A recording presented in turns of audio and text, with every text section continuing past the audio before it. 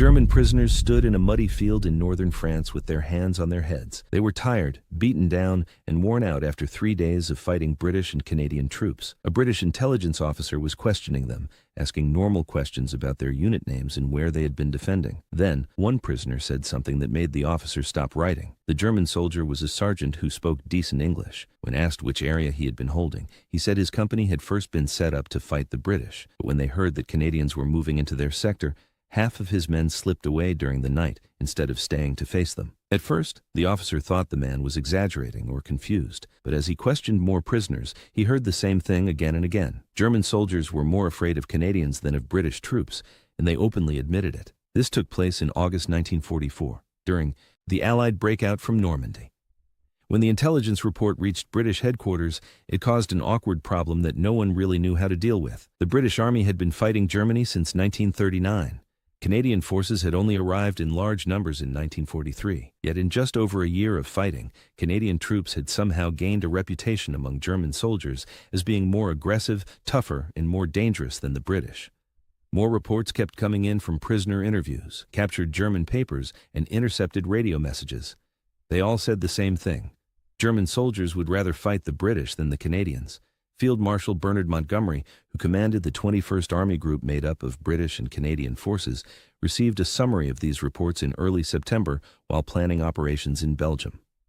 Montgomery was proud, confident, and very sure of himself, but he also took intelligence seriously, even when it challenged his beliefs. These reports troubled him because they suggested something important about how different armies fought, something that affected how he should use his forces. Montgomery called a meeting with his senior officers. Present were his top intelligence officer, several British division commanders, and Lieutenant General Guy Simonds, who commanded the 1st Canadian Army. Montgomery began by reading parts of the prisoner reports. Germans said Canadians fought differently, took fewer prisoners, showed less mercy, and pushed forward harder. Then Montgomery asked the question everyone was thinking, but no one wanted to say out loud. Why were German soldiers more afraid of Canadians than of British troops? The first answers were predictable. Some British officers said German propaganda was exaggerating Canadian brutality to cover their own failures. Others suggested Canadians were newer to long-term fighting and had not yet learned the unwritten rules about holding back on the battlefield. A few thought cultural differences between Britain and Canada might explain the behavior. Guy Simonds offered another explanation. He said Canadian soldiers fought harder and showed less restraint because they were volunteers who had crossed an ocean to fight a war that did not directly threaten their homes. They were not defending their own land. They were in Europe by choice. Soldiers who choose to fight often do so more aggressively than those defending their own country. British troops were fighting to protect their island and free Europe. Canadians were fighting because they decided to be there, and that created a different mindset. Montgomery listened carefully and then said something his staff found both smart and unsettling. He said the Germans feared Canadians because Canadians fought the way Germans themselves had fought early in the war. Fast, aggressive, willing to take losses to reach their goals, and not slowed down by the careful planning that often defined British operations. Montgomery added that this was not necessarily praise. That kind of fighting had helped Germany at first, but it had also caused massive losses when things went wrong. The real question was whether Canadian aggression would help them win the long war ahead or cost them too much. To understand what Montgomery meant, you have to look at how Canadian troops had fought since arriving in Europe. Their first major operation was the Dieppe raid in August 1942. It was a disaster. Nearly 3,000 Canadians were killed or captured in a badly planned attack on a heavily defended French port. The mission failed completely, but it taught Canadian leaders harsh lessons about German defenses and amphibious assaults. When Canadian forces returned to Europe for the invasion of Sicily in July 1943, they came with a new mindset. They had studied Dieppe and decided success required hitting hard, moving fast after any breakthrough, and accepting losses instead of stopping to regroup. This was very different from the careful step-by-step style often used by British forces, and it led to very different results. In Sicily, Canadian troops pushed through the center of the island while British units advanced along the coast. Canadians faced strong German defenses around towns like Leonfort and Aguirre. Instead of stopping to call for heavy artillery, they attacked straight on with infantry and tanks, taking heavy losses but keeping their momentum. The fighting was brutal and costly, but Canadian units kept moving forward while British forces nearby stalled against similar German positions. German reports from Sicily began noting these differences. Canadians used less artillery before attacking, which meant less warning. They kept advancing even while taking casualties, making it hard for Germans to organize counterattacks. They were also more aggressive in close fighting, especially in towns, where Canadians were willing to fight house to house instead of relying on artillery or airstrikes.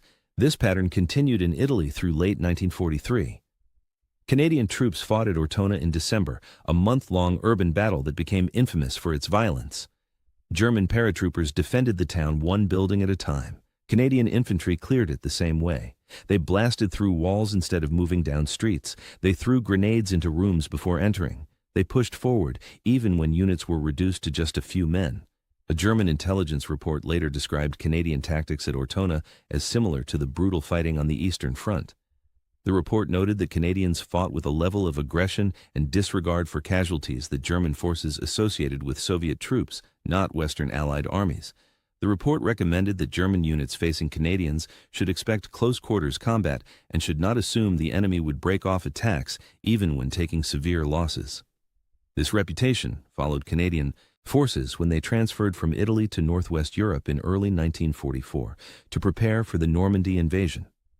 German intelligence distributed briefings about Canadian units, warning that they were among the most dangerous Allied forces and should be engaged with maximum strength whenever possible. These warnings were based on actual combat experience from Sicily and Italy, not propaganda or speculation. When Canadian forces landed at Juno Beach on D-Day, June 6, 1944, they faced strong German resistance from the 716th Infantry Division and elements of the 21st Panzer Division. The landings were costly, but Canadian troops pushed farther inland on D-Day than any other Allied force, reaching objectives that weren't supposed to be taken until D+2 or D+3. They did this by maintaining aggressive forward movement even when taking casualties, exactly the approach they'd developed in Sicily and Italy. The fighting in Normandy through June and July reinforced German perceptions that Canadians were exceptionally dangerous opponents. Canadian forces were involved in some of the heaviest fighting around Caen, attacking fortified German positions repeatedly despite horrific casualties. Operations like Charnwood and Atlantic saw Canadian infantry and armor advancing against prepared German defenses anchored by SS Panzer divisions, the best troops Germany had available. German commanders noted that Canadian attacks were often poorly coordinated compared to British operations. Canadian artillery preparation was sometimes inadequate, tank infantry cooperation was imperfect, and command and control sometimes broke down in the chaos of combat. But what the Canadians lacked in tactical sophistication, they made up for in sheer aggression. They would attack when British forces were consolidating. They would push forward when other units were calling for reinforcements, and they would continue operations even when suffering casualty rates that would cause other formations to halt and reorganize. The 12th SS Panzer Division Hitlerjugend, which faced Canadian forces repeatedly in Normandy, developed a particular respect for their opponents. These were teenage German fanatics, indoctrinated Nazis who'd been taught that SS troops were racially superior to their enemies. Yet their combat reports consistently described Canadian infantry as tough, aggressive, and dangerous. One Hitlerjugend officer wrote in his diary that fighting Canadians was like fighting fellow SS troops. They just kept coming regardless of casualties. This comparison to SS troops was actually significant because it pointed to something darker about how Canadians fought. The SS on both sides had reputations for not taking prisoners, for shooting surrendering enemies, for committing war crimes in the heat of combat. Canadian troops developed similar patterns, particularly in Normandy, where the fighting was especially bitter. Multiple incidents occurred where Canadian soldiers shot German prisoners or killed Germans attempting to surrender. The most documented cases involved the 12th SS, who had executed Canadian prisoners early in the Normandy campaign. Canadian troops responded with their own executions, creating a cycle of reprisal killings that both sides acknowledged but neither tried seriously to stop. British troops fighting alongside Canadians noticed this pattern and reported it up their chain of command, creating awkward questions about whether Allied forces were committing war crimes. The reality was complicated. Some killings of prisoners were revenge for German atrocities. Some were heat-of-battle situations where scared soldiers shot enemies who were trying to surrender. Some were deliberate decisions by officers or NCOs who didn't want to spare men to guard prisoners during active operations. And some were simply murder, soldiers killing defeated enemies because they could and because nobody was enforcing the rules of war very strictly in the chaos of Normandy. British forces had similar incidents, but they were less frequent and less systematic. British military culture emphasized restraint and proper treatment of prisoners, reinforced by officers who'd been trained in a professional military tradition that valued honorable conduct. Canadian forces, built rapidly from civilian volunteers and led by officers with less formal military education, had a more pragmatic attitude. Prisoners were a logistics problem, and in the middle of an offensive, solving that problem by shooting them was sometimes the path of least resistance. German soldiers noticed this difference. In prisoner interrogations, captured Germans would sometimes specifically request to be turned over to British rather than Canadian custody because they believed, probably correctly, that Canadians were more likely to shoot prisoners during the confusion of combat. These requests appeared in intelligence reports and created uncomfortable awareness among Allied commanders that their forces were developing different reputations for how they treated defeated enemies. Montgomery understood that this reputation was both an advantage and a problem. The advantage was that German troops genuinely feared Canadian attacks more than British ones, which meant German commanders had to commit their best troops against Canadians, even when it might be more advantageous to deploy them elsewhere. The problem was that the reputation was built partly on behavior that violated the laws of war and could create political complications if it became widely publicized. At the September staff meeting, after listening to explanations for why Germans feared Canadians, Montgomery reportedly addressed this issue directly. He said that Canadian aggressiveness was useful tactically, but it had to be controlled or it would undermine Allied moral authority. Germany was losing the war partly because Nazi atrocities had united the world against them. If Allied forces started committing similar atrocities, even on a smaller scale, it would weaken the moral foundation of the entire war effort. Guy Simons, the Canadian commander, pushed back on this characterization. He argued that what Montgomery called atrocities were simply the inevitable results of intense combat against an enemy that had shown no restraint. German forces had executed prisoners, bombed civilians, and committed countless war crimes throughout the war. Expecting Canadian soldiers to maintain perfect discipline while fighting such an enemy under brutal conditions was unrealistic. Simons said he would enforce discipline where possible, but he wouldn't apologize for Canadian troops fighting harder and more aggressively than their British counterparts. This exchange highlighted a fundamental difference in how British and Canadian forces approached the war. British military culture emphasized professionalism, discipline, and fighting within established rules, even against enemies who violated those rules. This approach had advantages in maintaining morale and unit cohesion, but it also sometimes led to excessive caution and missed opportunities. Canadian forces, less bound by traditional military culture, were more willing to bend or break rules if doing so provided tactical advantages. This made them more effective in certain situations, but also more prone to discipline problems and potential war crimes. Montgomery recognized that both approaches had value and that his challenge as Army Group Commander was to employ British and Canadian forces in roles that suited their different strengths. The pattern that emerged over the following months reflected this understanding. Canadian forces were often assigned to aggressive offensive operations where their willingness to take casualties and push forward regardless of losses was an advantage. British forces were more often used for set-piece battles where careful planning and methodical execution were essential. Operation Totalize in August of 1944 exemplified this division of labor. The operation was designed to break through German lines south of Caen, using armored divisions advancing at night. Guy Simons, who planned the operation, assigned Canadian divisions to lead the initial breakthrough, knowing they would maintain forward momentum even when encountering unexpected resistance. British armored divisions were held in reserve to exploit the breakthrough once Canadian forces had punched through the German lines. The operation worked exactly as Simons predicted. Canadian forces attacked at night, suffered heavy casualties, but broke through the first German defensive line. British armor moved through the breach and advanced into open country beyond. The combination of Canadian aggressiveness creating the breakthrough and British professionalism exploiting it proved highly effective. German commanders defending against Totalize reported being surprised by the ferocity of the Canadian night attack. They'd expected a more cautious British-style advance and had positioned their reserves accordingly. When Canadian armor came rolling through their lines in darkness, accepting losses to maintain momentum, the German defense collapsed faster than their commanders could reorganize it. This pattern repeated through the fall of 1944 as Allied forces advanced across France and Belgium.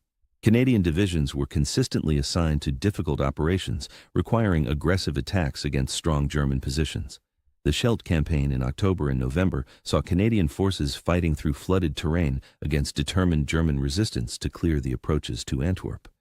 It was brutal, costly fighting that required exactly the kind of relentless aggression that Canadian troops had become known for. British divisions, meanwhile, handled operations requiring more careful coordination or where casualties had to be minimized for political reasons. Montgomery understood that British public opinion was less tolerant of heavy casualties than Canadian public opinion, partly because Britain had been at war since '39 and had already suffered enormous losses. Canada, being farther from the fighting and more recently engaged in heavy combat, had more political room to accept casualties in exchange for operational success. The different tolerance for casualties reflected different strategic situations. Britain was fighting for its survival as a major power and couldn't afford to bleed its army white even in victory. Canada was fighting to support Britain and maintain its position within the Commonwealth, but Canadian survival didn't depend on winning the war. This created different calculations about acceptable loss rates. German intelligence recognized these patterns and adjusted their deployments accordingly. When German commanders had to choose where to position their best troops, they often placed them against expected Canadian attacks rather than British ones. This meant Canadian forces consistently faced stronger opposition than British units, which in turn meant Canadian casualties were higher and their advances sometimes slower, despite their aggressive tactics. Montgomery was aware of this dynamic and accepted it as the price of using Canadian forces as his primary offensive punch. He told his staff that Canadian divisions were his shock troops, the formations he committed when he needed to break through strong defenses regardless of cost. British divisions were his exploitation force, the units he used to take advantage of breakthroughs that Canadian attacks created. This assessment wasn't entirely fair to British forces, who conducted their own share of difficult operations and suffered heavy casualties in fights like Operation Market Garden. But there was enough truth in it that both British and Canadian commanders recognized the pattern. Canadian troops were being used as battering rams, smashing through German defenses so that British forces could advance through the gaps. The question was whether Canadian troops and Canadian public opinion would accept this role. Through 1944, the answer was generally yes. Canadian forces took pride in their reputation as tough, aggressive troops. Soldiers knew that German defenders feared them, and this knowledge boosted morale even when casualties were heavy. Canadian newspapers reported on the fighting in heroic terms, emphasizing Canadian achievements and downplaying losses. But by early 1945, as the war dragged on and Canadian casualties mounted, questions began emerging about whether Canadian forces were being used appropriately. Canadian military commanders started pushing back against assignments to the most difficult operations, arguing that Canadian divisions had taken disproportionate casualties and needed time to rest and refit. Montgomery faced the delicate problem of how to maintain operational effectiveness while managing the politics of coalition warfare. The issue came to a head during the Rhineland campaign in February and March of 1945. Montgomery planned a massive offensive to clear German forces west of the Rhine River, and his initial plan assigned Canadian divisions to conduct the main attack through heavily defended territory, while British forces advanced through less strongly held sectors. Guy Simons objected, arguing that Canadian forces had already borne the brunt of heavy fighting through the Scheldt and the winter battles, and it was time for British divisions to take on the most difficult missions. Montgomery modified his plan, assigning British divisions to share the burden of the main attacks. But the underlying tension remained. Montgomery still believed Canadian troops were his best option for aggressive offensive operations, while Canadian commanders believed their forces were being used disproportionately in the most costly roles. The final months of the war saw both British and Canadian forces advancing into Germany against collapsing German resistance. The fighting remained intense in some sectors, but the overall German position was deteriorating so rapidly that operational planning became less about breaking through strong defenses and more about advancing as quickly as possible to reach Berlin before Soviet forces arrived. In this final phase, the different characteristics of British and Canadian forces became less relevant. Both armies were advancing against an enemy that was running out of men, equipment, and will to fight. The aggressiveness that had made Canadian troops so valuable in earlier battles was less necessary when German units were surrendering en masse or simply melting away before Allied advances. When the war in Europe ended in May of 1945, Montgomery's relationship with Canadian forces had evolved considerably from the awkward intelligence briefing in September of '44. He'd learned to use Canadian divisions effectively as assault troops while managing the political sensitivities around casualty rates and operational assignments. He'd also developed genuine respect for Canadian combat effectiveness, even if he remained uncomfortable with some of the methods Canadian troops employed. Montgomery's post-war memoirs addressed the question of German fears of Canadian troops in characteristically blunt terms. He wrote that Canadian soldiers fought with a ferocity that German troops recognized and respected because it mirrored their own approach to combat. He noted that this aggressiveness came at a cost in casualties and sometimes in discipline, but it had proven tactically valuable throughout the Northwest Europe campaign. He also wrote something more subtle that captured the complexity of coalition warfare. Montgomery observed that British and Canadian forces, while fighting for the same cause and under unified command, approached combat with meaningfully different philosophies shaped by their different histories and strategic situations. Managing these differences required understanding that there was no single correct way to fight, only approaches that were more or less suitable for specific tactical situations. The statistics bore out the reality of how Canadian forces were employed. Canadian divisions in Northwest Europe suffered higher casualty rates per capita than British divisions, reflecting their consistent assignment to difficult offensive operations. From D-Day to VE Day, Canadian forces comprising roughly 10% of 21st Army Group's strength accounted for nearly 15% of the casualties. This disparity reflected both the dangerous missions Canadian forces were assigned and their aggressive prosecution of those missions. German casualty statistics showed similar patterns. German units that fought against Canadian forces suffered higher losses than those fighting British forces, suggesting that Canadian aggressiveness imposed costs on both sides. The ratio of German to Canadian casualties was actually less favorable than the ratio of German to British casualties, meaning that while Canadian attacks were often successful, they achieved success through mutual attrition rather than through inflicting disproportionate losses on the enemy. These statistics raised questions about whether Canadian aggressive tactics were actually more effective than British methodical approaches, or whether they simply represented a different trade-off between casualties and operational tempo. Montgomery's answer, based on his employment of both types of forces, was that both approaches had value depending on the situation. When breakthrough attacks were necessary regardless of cost, Canadian aggressiveness was valuable. When minimizing casualties while maintaining pressure was the priority, British methods were preferable. The legacy of German fears of Canadian troops extended beyond the war itself. Post-war interviews with German veterans consistently mentioned Canadian forces as particularly tough opponents. German memoirs from the period often devoted more attention to fighting Canadians than to other Allied forces, reflecting the impression Canadian aggressiveness had made on German soldiers who survived the encounters.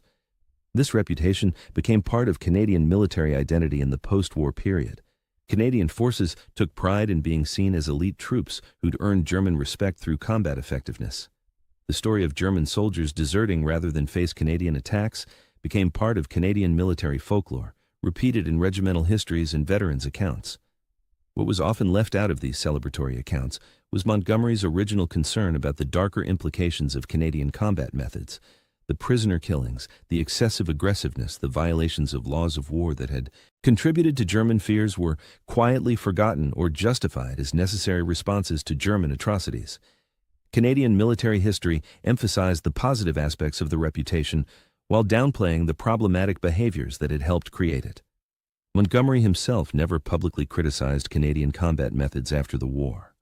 He remained diplomatically supportive of Canadian forces in his memoirs and public statements, emphasizing their contributions to Allied victory while avoiding detailed discussion of how they achieved their results. But his private papers and staff meeting notes reveal ongoing concern about balancing the tactical value of Canadian aggressiveness against the moral and political costs. The question Montgomery raised in that September '44 staff meeting remained relevant throughout the remainder of the war. Were Canadian forces fighting like early war Germans, and if so, Was that sustainable? The answer turned out to be that Canadian aggressiveness was sustainable as long as the war itself remained relatively short. From mid-43 to mid-45, Canadian forces could maintain their aggressive operational tempo because they knew the war was winnable and would likely end within a defined time frame. Had the war continued into 46 or 47, Canadian forces almost certainly would have had to moderate their approach.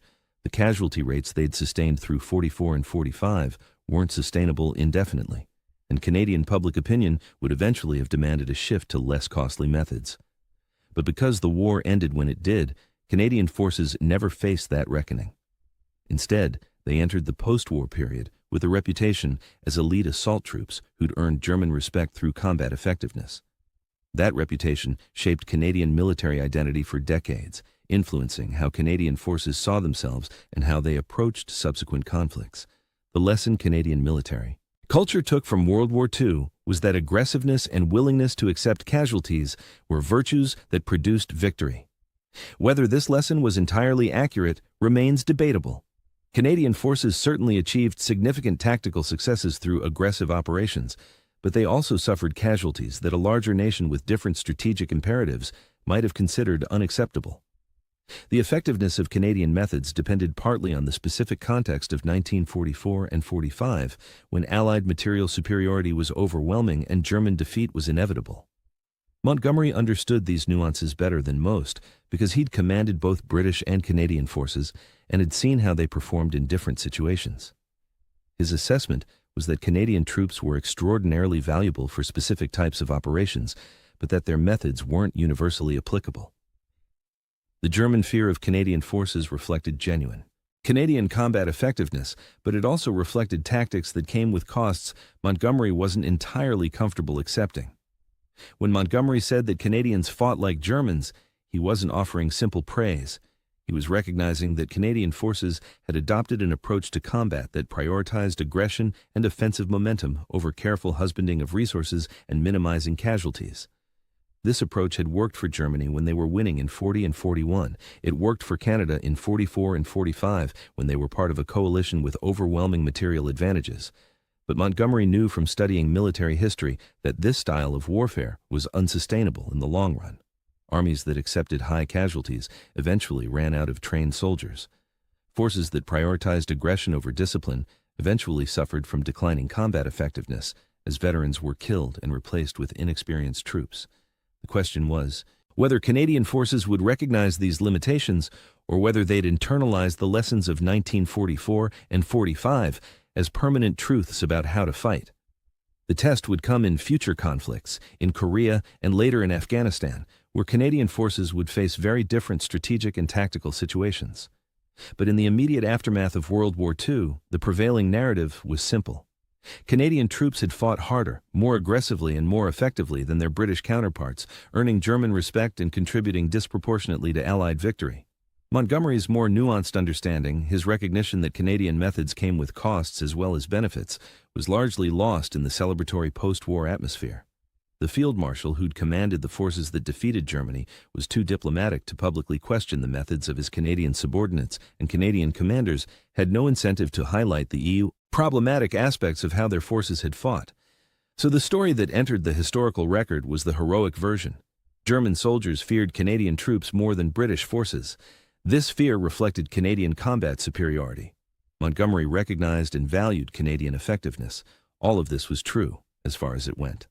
What was left unsaid was Montgomery's concern about whether Canadian methods were sustainable, his discomfort with some of how Canadian troops had achieved their fearsome reputation, and his understanding that the specific circumstances of 44 and 45 had made Canadian aggressiveness tactically valuable in ways that might not apply in different conflicts.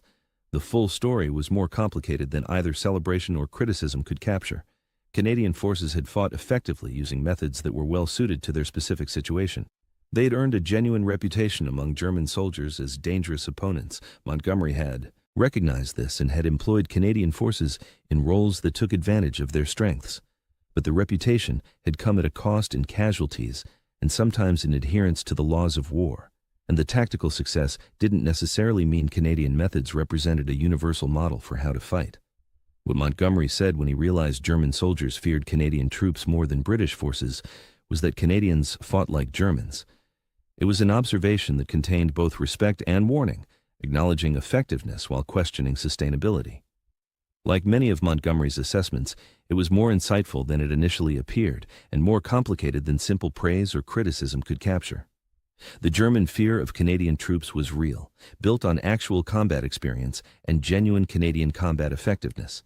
How that effectiveness was achieved, what it cost, and whether the methods were ultimately sustainable remained questions that Montgomery raised but didn't fully answer.